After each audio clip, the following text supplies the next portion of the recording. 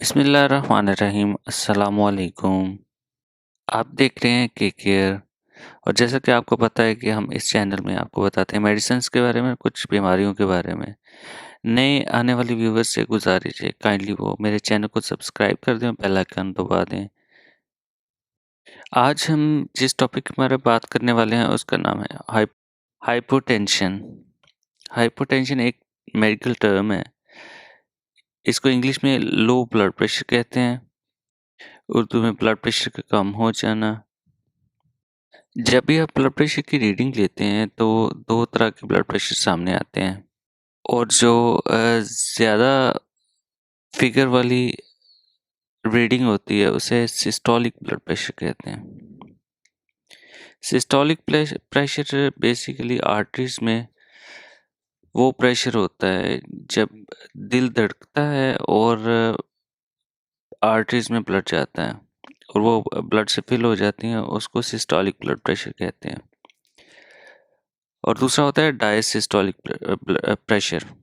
Diastolic pressure वो pressure होता है जब दिल धड़कता है और धड़कने के दौरान रेस्टिंग पोजीशन में जो होता है उसे डायसिस्टोलिक प्रेशर कहते हैं। और एक नॉर्मल बंदे का, नॉर्मल ह्यूमन बीइंग का ब्लड प्रेशर 120/80 यानी कि 120 सिस्टोलिक और 80 डायसिस्टोलिक होता है। ये एक हेल्थी पर्सन का ब्लड प्रेशर है। अगर इसे ज़्यादा हो जाए, रेगुलर ज़्यादा रहे तो उसे हाइपरटेंशन कहते हैं और अगर इसे कम हो जाए तो उसे हाइपोटेंशन कहते हैं।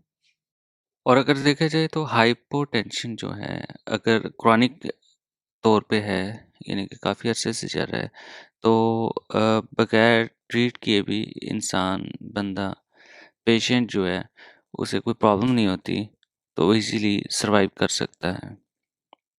मगर ये अगर एक्यूट हो यानी कि किसी वजह से हाइपरटेंशन हो गया हो, तो लो ब्लड प्रेशर हो गया हो, तो इसका ट्रीट करना ज़रूरी होता है। इससे हार्ट फेलियर भी हो सकता है।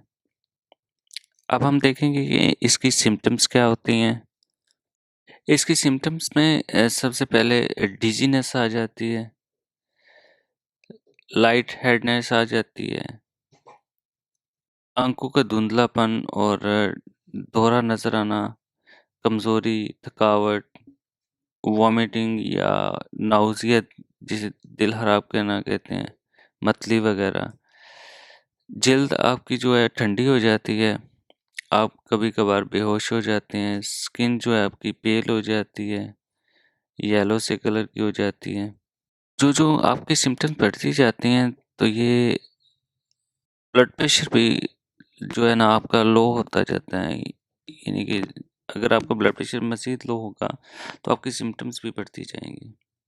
और अगर बहुत ज़्यादा ब्लड प्रेशर आपका लो हो जाए तो ये बहुत ही खतरनाक हो जाता है, जिसकी वजह से आपका ब्रेन और हार्ट जो है वो बंद होने के चांसेस होते हैं। और बेहतर ये है कि आप अपने डॉक्टर से कंसल्ट करें और उसे कॉल करके मशवरा करें और अपना ब्लड प्रेशर लाज़मी चेक करवाएँ। ये है कि आपको पता कैसे चल सकता है कि आपका बीपी, ब्लड प्रेशर लो हो चुका है।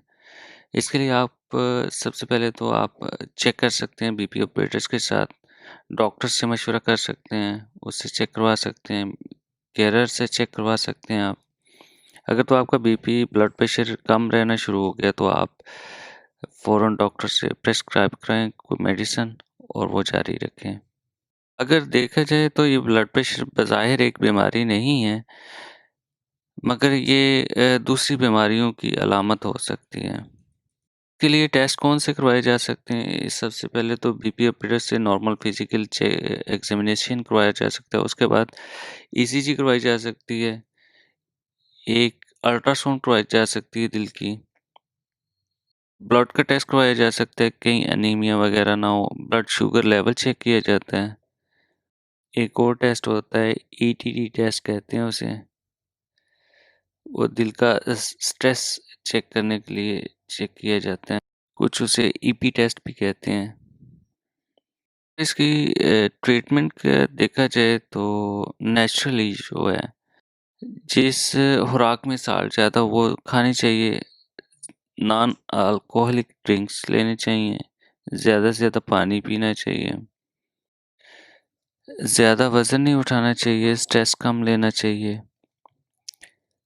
फिर खड़े नहीं होना चाहिए।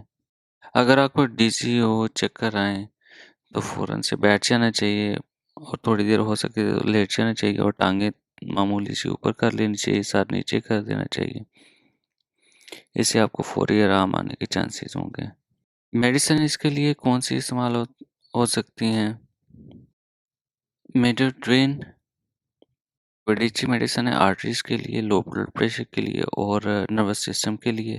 एक और मेडिसिन आती है फ्लूट्रोकार्टिसोन, भी मसल्स को बिल्ड करने के लिए इस्तेमाल की जाती है और एनाबॉलिक स्टेरॉइड है।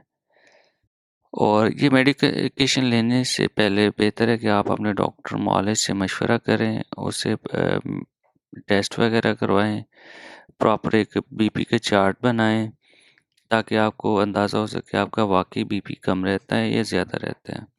उसके बाद जो भी टेस्ट आपको डॉक्टर बोले आप वो टेस्ट करवाएँ और जो डॉक्टर मेडिसिन बोले वो स्टार्ट करें और स्ट्रेस कम से कम लें, फ्लूइड ज़्यादा लें।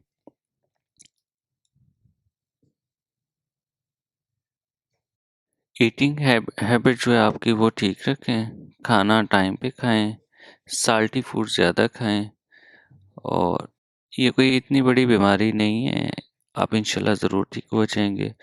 और काइंडली अगर आपको वीडियो पसंद आए तो लाइक का बटन ज़रूर प्रेस कर दें और अपने सारे दोस्तों को भी शेयर करें ताकि उनके भी इल्म में इजाफ़ा हो सके। बहुत शुक्रिया, अल्लाह हाफ़िज़। और मेरे चैनल को सब्सक्राइब ज़रूर करें और दुआ में याद रखिएगा।